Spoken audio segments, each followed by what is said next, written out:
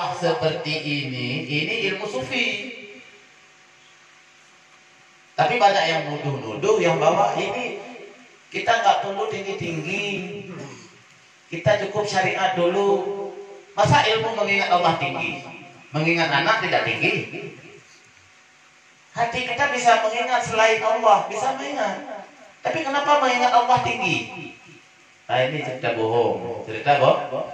Tak bohong karena nggak mau aja mengingat Allah ya, jujur aja lah nggak mau ingat Allah.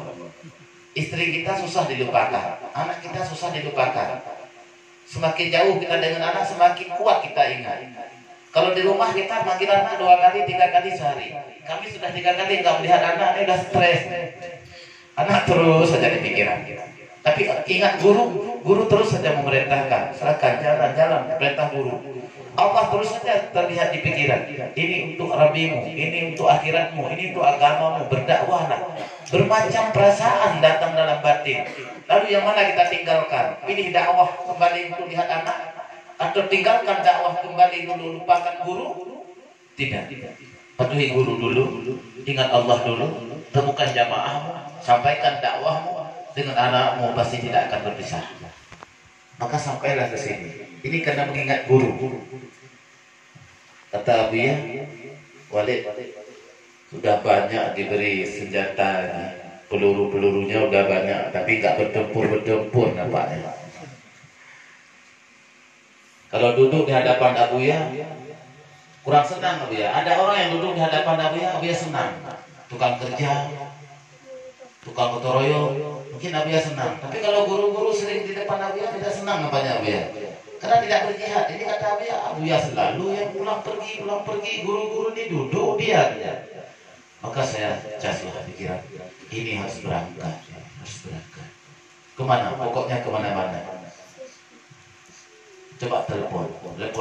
Ke Aceh memang diundang sama Maulid. Tapi selain Banda Aceh, telepon koordinator. Ayo kita mengaji. Katakan pada wali-wali di sana atau siapapun, buka pengajian. Bagaimana Maulid? Nggak ada bagaimana. Saya nggak perlu bagaimana. Perlu tempat mengaji saja. Saya ingin berkhidmat. Ya sudah, alhamdulillah pada malam ini kita ada di sini atas tujuan patuh dan cinta kepada Abuya. Apa yang perlu didakwahkan, inilah dakwahkan. Syariat tanpa tasawuf tidak ada kekuatan. Tidak bisa kita berkoar-koar mendakwahkan agama kita hanya dengan syariat. Ayo sholat 5 waktu biar agama kita kuat. Tidak kuat dengan sholat 5 waktu agama kita. Agama kita kuat dengan hati iman umat, dengan hati umat yang bersama Allah, ini yang kuat. Maka ajaran tasawuf ini dibenci oleh orang kafir. Orang kafir sangat takut jika umat Islam memiliki ilmu sufi, tidak perlu senjata mereka, tidak ampuh lagi senjata mereka. Meriam tidak hebat, bom nuklir tidak hebat, peluru tidak tajam, panah tidak tajam. Kenapa? Lebih tajam Allah daripada semua senjata. Makanya pengajian dari tasawuf ini dihalangi oleh segala makhluk, yang terutama sekali para orang-orang kafir. Dibodoh-bodohi. Untuk apa ilmu sufi? Ini ilmu tinggi-tinggi. Kalau kamu mengaji ilmu sufi, kamu sesat. Masa mencari Allah sesat? Bodoh sekali. Mencari Allah sesat. Mencari alpukat tidak sesat.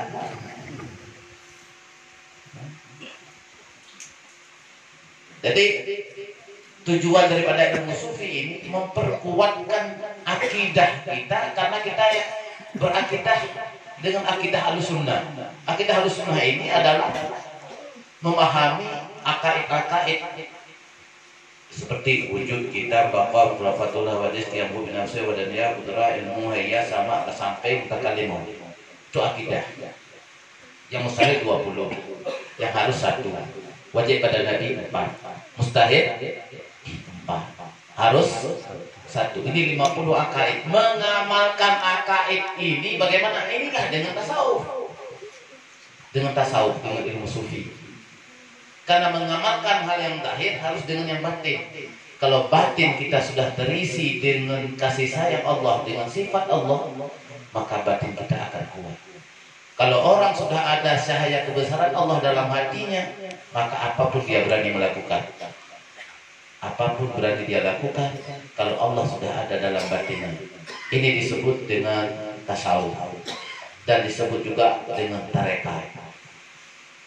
Jangan kosong batin kita daripada Allah. Maka kalau kita dengar pengajian ini tinggi, pengajian ini susah, bukan makanan kita, ini jangan didengar, jangan didengar. Lalu makanan siapa ini? Kalau bukan makanan kita. Saya belum bisa fana, itu memang sulit. Tidak mungkinlah sekali mengaji langsung fana. Karena fana itu makam wali, makam wali. Kalau kita malam ini bisa fana, langsung waliullah. Kata Yatid Bustami dalam kitab Sirrus Salikin seperti yang diajarkan oleh guru kita ini dalam jilid 1 halaman 26, siapa yang percaya dengan ilmu kami ini, dia itu wali kecil. Wali datang ke sini, ini bentuk kepercayaan. Sudah mendapat titel wali, ini kemuliaan. Kenapa mendapat titel wali orang yang percaya kepada ilmu wali? Karena tidak tahu seorang wali kecuali wali. Tidak mungkin kita bisa membenarkan Abuya seorang wali kecuali yang melihat itu wali. Bagaimana jika dia tahu menanam pohon menanam pohon kopi ini salah, kalau bukan dia penanam kopi? Orang yang tahu petani ini benar salah itu petani. Kalau dia bukan petani, nggak mungkin dia tahu petani itu salah. Cara ikat batako dengan semen yang begini, tahu dia ini tidak tepat, ini tidak benar. Siapa yang tahu? Tukang. Kalau dia bukan tukang, dia nggak tahu. Jahit baju salah, yang tahu siapa? Tukang jahit. Kalau dia bukan tukang jahit, nggak tahu. Jika dia seorang wali, yang tahu siapa? Wali. Jika dia bukan wali, maka dia nggak tahu. Kalau orang tidak bisa melihat Abuya seorang wali, maka dia bukan wali. Dan tidak semua orang diberi berkah oleh Allah.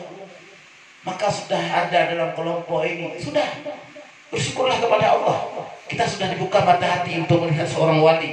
Orang sudah dibuka mata hati melihat kebenaran seorang Abuya, seorang wali. Berarti dia sudah wali. Walaupun wali kecil. Apa faedahnya wali kecil? Mustajab doa. Mustajab. Jangan mengancam orang lagi. Kalau kamu tidak patuh kepadaku, kamu akan musibah. Jangan lagi mengucapkan doa itu makbul. Kepada anak jangan boleh lagi, kepada istri nggak boleh lagi. Kalau sudah percaya kepada Abuya seorang wali, jangan lagi mengancam orang dengan doa. Karena doa itu mustajab. Jangan sedikit orang tidak percaya dengan MPDT. Kalian belajar terus. Orang kalian orang MPDT. Kami ini bukan orang MPDT. Silakan kalian orang MPDT jalan. Ngomongin aja kepada orang MPDT. Celakalah kau. Itu jangan. Celaka dia nanti. Karena sudah percaya kepada Abuya, sudah ada Abuya di sekitarnya. Sudah ada Abuya di pikirannya, sudah ada Abuya di hatinya, sudah ada Abuya bersamanya. Kalau dia mengancam, maka kena lah. Ini maknanya, percaya kepada wali. Yang bisa melihat seorang wali adalah wali. Maka bersyukurlah sudah masuk dalam golongan wali kecil. Lalu untuk apa lagi? Kembali dikaji. Untuk apa lagi dipelajari ilmu tasawuf? Agar agama ini kuat. Kalau kita sudah ada Allah dalam batin, apapun godaan, halangan, rintangan tidak bisa dihalangi. Sebenarnya benar meriah ini jauh. Dan pulang lagi kepada Aceh ini jauh. Tapi karena panggilan batin rohaniyahnya guru untuk menyampaikan dakwah Nabi, ini tidak sulit karena kami datang pakai mobil. Kalau dulu Rasulullah pakai unta. Kalau kita naik mobil bagus, maka tidak jauh benar meriah karena jalannya lagi aspal. Maka tidak ada alasan untuk tidak datang. Malam ini harus balik lagi ke Lampung Haji, itu terserah. Tapi jangan alasan-alasan. Rasulullah dulu mendakwahkan Islam tidak mudah. Apa yang didakwahkan oleh Rasulullah? Inilah Allah. Karena Rasulullah dulu mengajarkan dakwah agama ini, ketauhidan ini bukan orang-orang alim. Kita paham di Makkah itu tidak ada pesantren, ya wali ya. Tidak ada pesantren di Makkah. Lalu di mana ada orang-orang alim sekali di Makkah? Tidak ada. Ada orang-orang belajar di masjid-masjid, pesantren tidak ada di Makkah. Dulu, apalagi di zaman Rasulullah, tidak ada orang alim, tapi Rasulullah mengajarkan tauhid kepada umat di saat itu. Apa yang diajarkan oleh Rasulullah? Abu Bakar, yang membuat kita bisa makan itu Allah, yang mengeluarkan buah kurma itu Allah, yang menciptakan unta itu Allah, yang melahirkan anak unta itu Allah, yang menurunkan air itu Allah. Benar. Siapa Allah itu? Allah itu tidak bisa dilihat, tapi perbuatannya nyata, sifatnya nyata. Yang menerbitkan matahari dari timur, menenggelamkan di barat itu Allah. Yang mengeluarkan rembulan di waktu malam, menghiasi langit dengan bintang itu Allah. Dan Allah hiasi kamu dengan rambut, dengan bulu mata, dengan alis, dengan pipi, dengan hidung yang mancung itu Allah.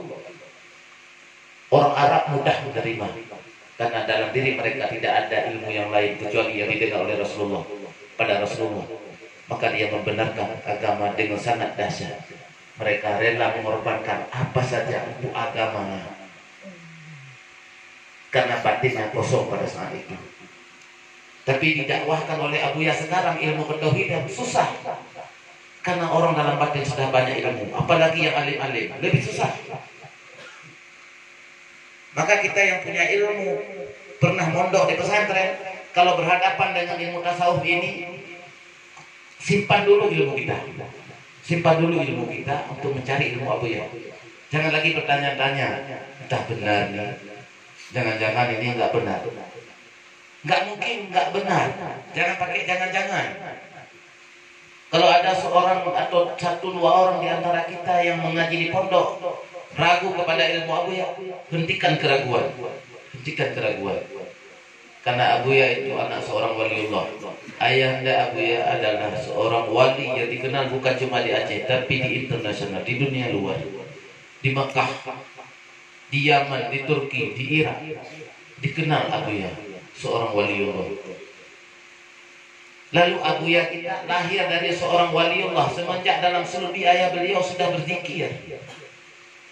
Sudah diajarkan oleh ayah beliau tentang Allah, tentang ketauhidan. Beliau sekarang mendakwahkan kita tentang tauhid. Sudah telat. Sebenarnya masih muda-muda Abu Ya sudah mengajarkan kita. Makanya Abu Ya sangat mencari dukungan-dukungan agar mudah cepat. Di benar meriah ini bila perlu besok pagi harus clear semua orang dalam tauhid tasawuf ini. Paham tidak paham penting ada di belakang Abu Ya dulu. Oh, saya tidak paham. Apa yang kamu tidak paham? Apa yang Abu Ya ajarkan saya tidak paham. Tapi Abu Ya seorang guru paham. Ya sudah, berarti paham. Abu Ya seorang mursyid, kamu paham. Abu Ya seorang mursyid, saya paham. Ya itu berarti sudah paham. Sudah paham. Kalau kita sudah tahu ini tangga, ini rumah, berarti kita sudah paham. Tinggal saya nggak bisa naik, tunggu dulu. Mungkin kita belum mencoba-coba untuk naik, tapi kita sudah paham. Ini rumah, ini tangga, berarti kita sudah paham. Abu Ya ini adalah tangga untuk tempat kita naik kepada makam yang tinggi, untuk menjadi umat Rasul. Rasul kamu paham, Rasul paham. Ya untuk sampai kamu kepada Allah, maka untuk sampai kepada Rasul harus ada mursyid. Mursyid itu yang membawakan kita kepada Rasul, kepada syariat, lalu sampailah kita kepada hakikat, yaitu Allah. Lalu ajaran kesufian juga diajarkan agar hilang syirik kafi dan syirik jali di dalam diri kita. Ini tujuannya hilang syirik kafi dan jangan ragu-ragu. Nah, ini maknanya. Kalau ragu kita tentang Allah berarti kita syirik. Kita katanya rezeki dari Allah. Coba kita nggak kerja. Apakah rezeki kita dari Allah juga? Apa Allah yang mengantarkan beras ke rumah kita? Pemahamannya bukan demikian. Rezeki dari Allah ini yang dimaksudkan setingkat iman kita dibenarkan melakukan asbab, berusaha, tapi bukan dari asbab itu rezeki. Rezeki itu dari Allah, cuma sesuai kita membuat asbab. Coba lihat, orang ke laut diberikan rezeki di laut karena dia membuat asbab dengan air, ya lah dapat ikan. Coba kita buat asbabnya dengan pohon kopi, ya lah buah kopi yang keluar. Coba kita buat asbabnya itu dengan mencangkul, ya tani padilah yang keluar. Apapun yang kita buat asbab, Allah berikan rezeki kita lewat asbab. Sebenarnya kita membuat corong. Kalau kita sodorkan corong ini, ya itulah Allah berikan. Kita buat jalan ini ya, jalan itu Allah berikan. Ada ulama yang tidak kerja-kerja, dia berzikir, ya Allah berikan pula. Lewat siapa? Lewat tangan-tangan kekasihnya. Ulama itu tidak kerja, rezekinya di mana? Allah utuskan orang-orang yang sayang kepadanya, orang yang sayang itu yang mengantarkan rezeki kepadanya. Dia tidak lagi membuat asbab-asbab seperti sawah ladang, tetapi asbabnya zikir. Asbabnya zikir. Asbabnya adalah mendakwahkan ilmu. Seperti Abuya misalnya. Mana banyak uang kita dengan uang Abuya? Banyak uang Abuya. Lalu apakah Abuya pengair? Pengair ikan, ada Abuya pelaut? Tidak. Abuya bertani? Tidak. Apa asbabnya? Bagi Abuya tidak ada asbab-asbab. Bagi Abuya adalah bekerjaannya adalah berdakwah. Kerjanya beribadah kepada Allah. Ya Allah yang berikan rezeki. Terserah kepada Allah bagaimana. Kalau kita menyangka rezeki kita di ladang, kita syirik. Tapi kita boleh ke ladang. Kita boleh ke ladang. Kalau begitu kami nggak ke ladang lagi besok pagi. Enggak, kita boleh tanam kopi, boleh tanam sawit, boleh tanam apapun, tani-tanian silakan. Tapi rezeki kita dari ini orang bertasawuf. Jangan kita membuat debat. Mana ada tuh dari Allah. Coba kamu tanam padi, jangan kasih pupuk, apa padimu akan bagus. Jangan seperti itu. Kalau tingkat iman kita, iman wali boleh. Kalau seorang iman wali Allah, ya demikian, tidak perlu, malah tidak perlu bertanam pun. Tak perlu bertanam. Seperti tuku awi getah. Tuku awi getah. Tuku awi getah. Tahu awi getah di mana? Di mana? Di Matang, Jawa Utara, dekat dengan Kampung Walid, Jawa Utara. Tuku Awi Getah itu seorang ulama yang keramat. Dia berdialog dengan batin dengan orang Mekah. Kata ulama di Mekah, ya Syekh, ini cerita beliau yang ceritakan pada zamannya dulu. Ya Syekh, buah apa yang paling enak di Aceh? Kata beliau, buah duren. Oh, buah duren. Bagaimana rasanya? Tunggu saya kirim. Oleh Tuku Awi Getah duduk di balai begini, dia pegang pohon duren besar. Dipegang. Derak bunyi jatuhnya dahan duren itu besar. Jatuh. Dekam. Dikirim ke Mekah. Oleh Tuku Awi Getah bertanya di Mekah apa yang enaknya? Boleh enak kurma. Dikirim kurma. Lalu saksi matanya besok pagi orang turun mendengar pohon duren itu tumbang, mereka mencari di mana buahnya yang tumbang, dahannya di mana. Kata Abu tidak ada, sudah saya kirim ke Mekah. Lalu di balainya banyak buah kurma, kapan Abu beli kurma? Itu saya ambil di Mekah. Begitu seorang wali, itu seorang nggak perlu lagi ambil buah-buah duren. Tapi kalau kita belum sampai iman ke tahap itu, maka buat asbab dibolehkan. Tapi jangan yakin rezeki lewat asbab. Rezeki itu maka harus sering-sering Allah di mulut. Kamu ke ladang, ya mencari rezeki. Bukan, itu apa juga? Bekerja. Rezekimu, rezeki saya di Allah. Kenapa begitu? Ya bisa jadi saya bekerja di sini, nanti makan saya bukan di sini, tapi di sana.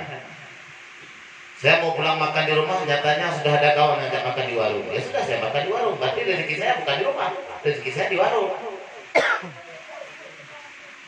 Nah ini maknanya. Kalau kita menyangka rezeki kita di sini, berarti kita syirik. Syirik. Rezeki saya di sawah.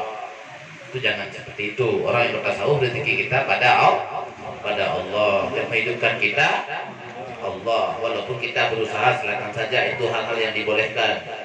Fantasyiru fil ard, berhamburlah kamu.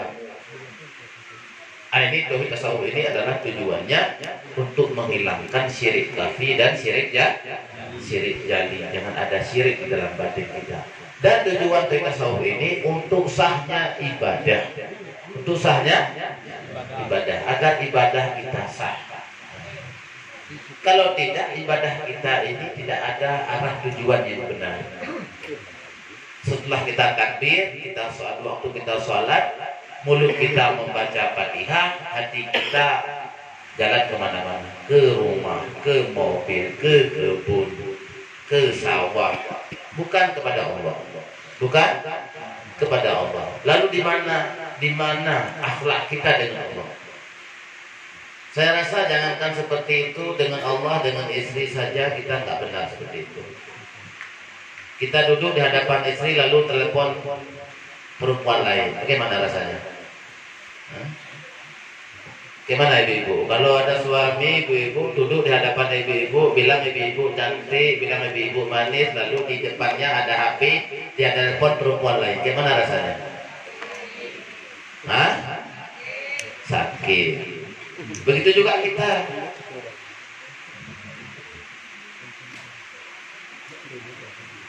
Kita duduk di depan istri, tanya sama istri, "Dek, kamu sayang sama siapa sebenarnya?" "Ya, sayang sama abang," dia bilang. "Tapi kamu lagi WA sama supir mobil kita." WA-mu jalan sama supir mobil, WA-mu jalan sama doki di Medan, tapi kamu bilang sayang sama abang. Sakit enggak kita seperti itu? Duduk di hadapan kita tapi pikirannya sama orang Medan. Sakit kan? Nah, coba rasakan sakit itu. Coba pula bandingkan sakit kita berdiri dalam sajadah. Ya Allah, aku ingatmu, tetapi waktu kita salat kita enggak ingat Allah. Sakit enggak Allah? Maka jangan buat Allah sakit. Jangan buat Allah marah. Kita berdiri dalam sajadah. Kita bertakbir mengatakan Allahu Akbar. Engkau maha besar ya Allah. Tapi dalam sajadah kita enggak ingat Allah. Sakit. Kita dibuat istri seperti kita dibuat istri kita sakit. Sakit buat istri buat kita seperti itu sakit. Padahal istri kita tidak memberi apapun. Tidak, di tangan kita bukan dia berikan, mata kita bukan dia yang berikan. Tapi kalau dikhianati seperti itu sakit. Jika begitu juga, jika kita dikhianati sakit. Duduk di hadapan kita, dia terus pegang HP. "Dek, kamu WA siapa sih?" "Ada bang, pokoknya saya sayang sama abang lah. Tapi di sana sayang juga." Sakit. Sakit. Di sini dia sayang, di sana dia sayang. Padahal duduk di hadapan kita, pikirannya ke sana, sakit. Begitu juga dengan Rasulullah. Kita mengatakan engkau Rasulku ya Rasulullah, engkau Nabiku ya Rasulullah. Tapi di belakang Rasul kita tak patuh pada Rasul. Rasulullah memerintahkan salat kita tak mau. Sakit Rasulullah. Menangis Rasulullah melihat tingkah kita yang seperti itu. Kita jarang berselawat, lebih banyak memanggil anak kita. "Laila," nah, sering kita panggil. "Sini dulu nak, Laila, sini dulu cepat." Panggil istri, selfie, cepat, ambil anak Laila. Anak, nama istri, nama anak, nama istri. Nama Rasulullah jarang. Sakit Rasulullah seperti itu. Begitu juga dengan Allah. Allah selalu sayang kepada kita hambanya. Kalau sedetik saja Allah lupa kepada kita, kita mati semua. Coba Allah lupa malam ini kepada kita yang ada di balai ini, di Benar Meriah. Karena Allah lupa memberikan kita oksigen 20 menit. Mati apa tidak? Mati. Kalau Allah lupa kepada kita malam ini tentang oksigen yang kita butuhkan, 20 menit saja Allah lupa, udah mati orang Benar Meriah semua. Kata malaikat, "Kenapa ya Allah semua orang Benar Meriah mati semua mendadak? Semua sudah meninggal." "Maaf malaikat, saya lupa 20 menit yang lalu." Apakah ada Allah lupa seperti itu? Tidak. Bagaimana kita kepada Allah? Ada lupa tidak? Coba lihat kita banyak lupa kepada Allah. Kita pagi keluar rumah bekerja lupa Allah. Malam dari jam 8 tidur lupa Allah. Inilah datang Abu Ya, seorang ulama sufi dikirim oleh Allah pada abadnya. Orang seperti Abu Ya 100 tahun sekali. Satu orang 100 tahun. Maka semasa ada Abu Ya, berusahalah untuk bertemu, ambil tarekat. Bisa saja sebut Abu Ya itu guru saya, sudah benar. Bisa sebut saja Abu Ya itu guru saya, sudah bagus. Apakah kamu dapat mengaji sama Abu Ya? Saya tidak dapat mengaji langsung sama guru saya, tapi saya dapat mengaji pada murid-muridnya. Sudah bagus. Tapi jangan nanti mengambil mursyid pada muridnya. Ambil mursyid sekarang pada Abu Ya. Ambil tarekat. Sudah menyambung tarekat dengan Abu Ya. Ilmu itu mungkin bisa diwariskan oleh Abu Ya pada murid-muridnya, tapi mursyid tidak bisa diwariskan oleh Abu Ya. Saya sudah 28 tahun bersama Abu Ya. Kalau bilang tiap-tiap hari, mungkin tidak tiap hari dengan Abuya. Ada hari-hari yang saya selang. Tapi saya tinggal bersama Abuya semenjak tahun 89, 90. Sekarang 2018, 2019. Sudah 28 tahun bersama Abuya. Belum bisa ditimbang ilmu Abuya. Belum bisa diambil ilmu Abuya. Setengah pun belum bisa. Apalagi dia ambil syariatnya. Bagaimana Abuya sholat sunat malam? Bagaimana Abuya membaca kitab dengan malam? Nggak bisa. Nggak mampu kita. Tapi sudah beruntung kita hidup di zamannya. Sudah beruntung kita ada di zamannya sekarang. Abuya mendakwahkan kita, tasawuf kita adalah murid-muridnya. Nanti kalaupun kita menangis suatu hari yang sangat kita takutkan, menangis kita itu bermakna. Jangan nanti kita menangis. Kenapa kamu menangis? Abuya sudah pulang ke rumah. Kamu urusan apa dengan Abuya? Enggak ada apa-apa. Jangan menangis kalau enggak ada apa-apa. Boleh menangis kalau kita muridnya. Boleh menangis, kami merindukanmu ya Abuya. Kenapa engkau pulang ke rumah ya Abuya? Ya Allah, kenapa engkau ambil guruku? Pantas kalau pada saat sekarang kita adalah muridnya. Pada saat sekarang kita patuh kepadanya. Tapi kalau sekarang kita nggak patuh kepadanya, nanti jangan menangis. Saya pernah mengatakan di Blapidi, kalau orang Blapidi nggak patuh kepada doi tasawuf, nanti saya sweeping di pintu masuk Darul Yasan. Siapa yang mencoba menangis balik kalau bukan murid Abuya. Nah ini bisa bohong-bohongan sebenarnya supaya orang mau. Tapi di benar meriah ini saya nggak bohong-bohongan, ini benaran. Benaran dalam arti sayanglah kepada Abuya seutuhnya, seutuh. Walaupun nggak sempat mengaji, ambil terekat saja sudah. Katakan sama wali, bawa kami ke depan Abuya, ambil terekat saja. Sudah. Setelah itu nanti ada guru-guru, baik dari Darul Yasan ataupun Darussalam, yang dapat menyampaikan makalah ataupun risalah-risalah Abuya yang ingin Abuya sampaikan. Ke depan kita bisa perbaiki ilmu, tapi tidak bisa kita perbaiki rasa. Maka tujuan Abuya mengajarkan kita doi tasawuf ini agar ada Allah dalam batin, agar ibadah kita sah. Kalau tidak ada Allah dalam batin kita, lalu ibadah kita kemana? Ma'rifatul ma'bud qabla ibadah dalam kitab tasawuf. Kenal Allah dulu sebelum kamu menyembah. Agar ibadah kita sah, maka sembahyang kita harus ada Allah. Lalu bagaimana sembahyang bisa khusyuk agar ada Allah? Makanya jangan ingat Allah cuma 5 menit. Kalau kita ingat Allah 5 menit, nggak mungkin. Kita keluar dari rumah jam 7 pagi, nggak ingat Allah, nggak ingat Allah, nggak ingat Allah, nggak ingat Allah. Dari pagi sampai dengan zuhur, 6 jam selangnya. Waktu kita ada dalam sajadah 15 menit. 6 jam sudah berselang dengan uang, sudah berselang dengan duit, sudah berselang dengan harta. Pikirkan segala hal. 15 menit mau ingat Allah. Nggak bisa. Nggak mungkin. Nggak mungkin Allah bisa hadir. Bagaimana juga kita harus bermain dengan Allah di saat hari-hari. Maka banyak-banyaklah bicara Allah. Kalau menyuruh anak kita, nak, makan dulu supaya kamu sehat, supaya kamu nanti bisa zikir dan salat. Kalau pulang anak kita sekolah, nak, udah salat belum ya? Ya salat dulu baru makan.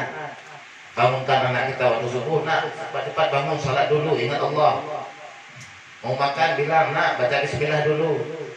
Udah bangun nak ya, udah bacakan alhamdulillah dulu nak. Jadi dengan sering-sering berbicara Allah, ada Allah dalam batin. Di saat kita lalai ingat guru. Guru itu adalah jenjang untuk menuju Allah. Saya hari ini tidak bisa ingat Allah, ingat guru. Ataupun juga bisa. Kalau kita nggak bisa ingat Allah, bicara nggak bisa ingat Allah. Misalnya cerita sama guru, saya hari ini sama sekali nggak bisa saya ingat Allah, bagaimana? Itu orang bercerita tidak ingat Allah, namanya dia ingat lagi ingat Allah. Cuma ceritanya dia nggak ingat Allah, itu namanya sedang ingat Allah. Sering-sering saya bercerita tentang Allah. Allah itu penyayang, Allah itu pengasih. Cobalah lihat, kita diberikan rezeki, kita diberikan hujan, kita diberikan segala yang kita inginkan. Begitu besar kasih sayang Allah, begitu besar kasih sayang Allah. Cuma kita saja yang tidak sayang sama Allah. Maka supaya Allah tidak marah, jujur saja kita di hadapan Allah, harus khusyuk dengan mengingat segala nikmat yang datang ini datangnya dari Allah. Cukup banyak kesalahan kita yang Allah maafkan, yang Allah maafkan. Maka sampailah ilmu tasawuf kepada kita, walaupun belum sampai ke tingkat ketiga fana pada zat, tapi kita bisa fana pada sifat.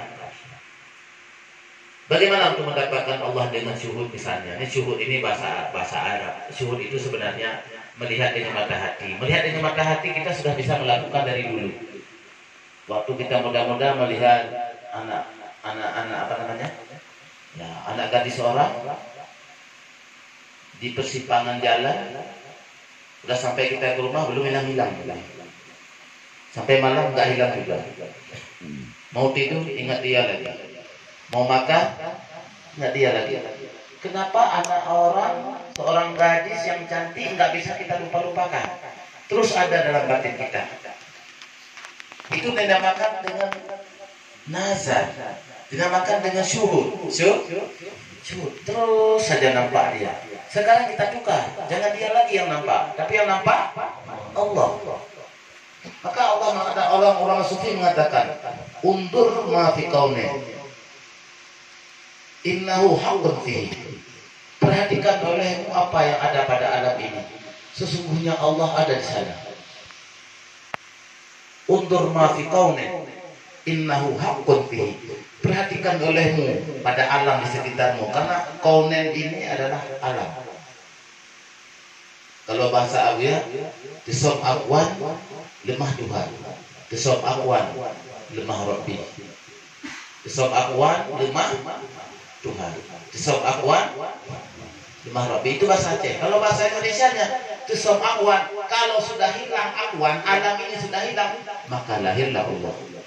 Lahirlah, di mana lahir? Dalam pikiran kita, dalam hati kita. Kalau hati kita dapat melihat alam semesta ini, maka Allah tidak nyata. Coba, alam ini bayangan, tidak benar. Alam ini tidak benar. Mana tidak benar? Kita duduk dengan kita. Tapi bisa besok pagi di antara kita ada yang diambil oleh Allah. Tidak benar. Hidup kita tidak benar. Hidup kita bohong-bohongan. Oh, ini bukit kita, ini benar. Besok pagi bisa lenyap bukit itu. Bisa berjalan. Lihat di Gorontalo dulu, di Sulawesi, berjalan, tanah itu berjalan, tidak kekal. Berarti yang ada di sekitar kita ini bayang, wujud bayang dimaksud di dalam kitab wujud tidak benar. Seperti dalam televisi ada Jokowi pidato, presiden kita pidato, apa benar Jokowi dalam TV? Kalau dikatakan bukan, itu Jokowi. Dikatakan ya, bukan. Kalau dikatakan itu bukan Jokowi, lalu siapa? Itu Jokowi, presiden. Mau dikatakan benar, coba ambil palu, pukul TV itu. Apa ada Jokowi di dalam? Itu wujud bayangan namanya. Wujud bayangan, ya wujud yang nggak ada artinya. Nggak bisa sodorkan proposal dalam TV. Jokowi bukan asli, itu bayangan. Kalau Jokowi yang asli di Jakarta. Begitu juga wujud alam ini wujud alam ini bohongan, bayangan. Jangan meminta pada dia. Wahai padi, tumbuhkanlah. Jangan minta pada Allah. Jadi di saat kita tahu alam ini bayangan, yang benar wujud ini adalah Allah. Pohon kayu berbuah bukan karena pupuk, tapi karena Allah. Banyak kita dapat ikan bukan karena kita pintar mengair, itu karena rezeki diberikan Allah. Maka rezeki kita beda-beda. Coba tahu uji. Bawa kail sama mereknya, sama panjang talinya, sama mata kailnya, pasang umpan yang sama, lempar ke laut dengan jumlah benang yang sama. Coba lihat, apa ditangkap ikan yang sama? Tidak. Kenapa? Karena rezeki kita Allah beda-bedakan. Ada kaya di antaramu, ada miskin di antaramu, itu sebagai buku, sebagai catatan agar kamu bisa baca. Agar kita tahu kepada Allah. Kalau semua orang kaya nanti nggak bisa ingat Allah. Kalau semua orang miskin juga nggak bisa ingat Allah. Nggak ada perbandingan. Kalau huruf A semua bisa dibaca? Nggak bisa. B semua huruf abjaiyah itu bisa dibaca? Nggak bisa. Maka ada huruf A, ada B, ada F, ada C, ada S, ada ini, ada itu. Maka bisa dibaca. Kalau kita mau baca Bapak, maka B, A, P, A, K, Bapak. Kalau mau baca susu, SU, susu. Coba semua U. Nggak bisa dibaca. Maka kita semua ini kadang-kadang ada yang jadi A, ada yang jadi B, ada yang B, ada yang K, ada yang S, cerewet, masalah dia. Semua itu untuk bisa kita baca. Kalau kita orang kaya, ya Allah, waktu sekolah dulu saya sama-sama dengan dia, malah dia ranking 1, saya ranking 5, tapi sekarang saya kaya raya ya Allah, dia itu miskin. Sadar. Begitu juga yang miskin. Ya Allah, saya dulu orang hebat, dia itu anak yang tolol, tapi sekarang dia sangat kaya, aku sangat miskin. Kenapa ya Allah? Maka dia bisa bercermin, sadar. Dia miskin itu bukan karena dia bukan hebat dan tidak hebat, itu karena memang dimiskinkan oleh Allah. Kenapa kita dimiskinkan oleh Allah? Memang ini yang terbaik. Dalam ajaran tasawuf, apa yang kita rasakan sekarang ini karena Allah sayang. Allah, orang kaya sayang Allah, yang miskin sayang Allah. Yang sehat sayang Allah, yang sakit sayang Allah. Tidak ada yang dibenci oleh Allah.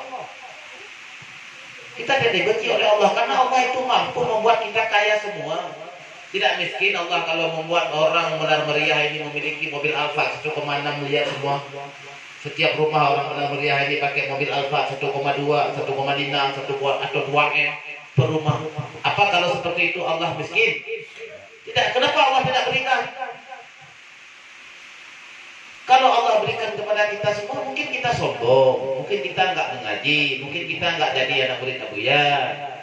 Waktu Walid kesini, Wali ini sudah jadi wali sekarang. Kalau beliau kaya raya punya pesawat jet. Begitu saya telepon, di mana Wali? Saya lagi di Australia. Kenapa? Beli rokok. Kapan ngaji? Beli rokok aja udah ke Australia. Oh, saya sama Ustaz ini kemana Ustaz? Lagi di Jepang nih Wali. Kenapa? Mau beli macisnya sudah habis. Mau minum susu dulu kemana? Ke Kairo. Makan buah kurma di mana? Di Yaman. Kapan bertemu sama Abu Ya? Maka kita dimiskinkan oleh Allah karena Allah sayang. Jika kita bisa bertemu dengan guru, ini kasih sayangnya Allah. Karena Allah sudah tahu tentang kita daripada kita sendiri. Kalau kita banyak uang, nanti kita sakit. Tapi kalau miskin sehat selalu. Mana dipilih? Miskin sehat selalu atau kaya yang sakit? Miskin sehat daripada ini tasawuf. Tasawuf. Mana dipilih? Kalau kita sehat enggak ingat Allah, kalau sakit sering istighfar. Orang yang sering istighfar berarti kalau dia meninggal itu masuk surga. Kalau sehat enggak ingat Allah, kalau sakit sering bertasbih, sering istighfar. Mana lebih bagus? Sakit. Tapi yang lebih bagusnya sehat istighfar, bukan sakit. Lebih bagusnya sehat itu istighfar. Ini maka batin orang-orang sufi selalu bagus pandangnya kepada Allah. Dia miskin, ya Allah, bagus engkau berikan aku miskin ya Allah. Seandainya aku kaya, mungkin aku tidak bersama abunya. Orang kaya juga berkata, ya Allah, terima kasih ya Allah, Kau berikan aku harta sedikit lebih daripada saudara-saudaraku. Dengan harta ini aku bisa membantu guruku ya Allah. Orang kaya berkata seperti itu. Bagi orang yang kuat, ya Allah, terima kasih ya Allah, Engkau beri aku kekuatan. Dengan kekuatan ini aku bisa membantu mursyidku ya Allah. Orang yang lemah, dia berterima kasih, ya Allah, terima kasih telah Engkau lahirkan aku ke dunia. Aku hanya bisa melihat guruku.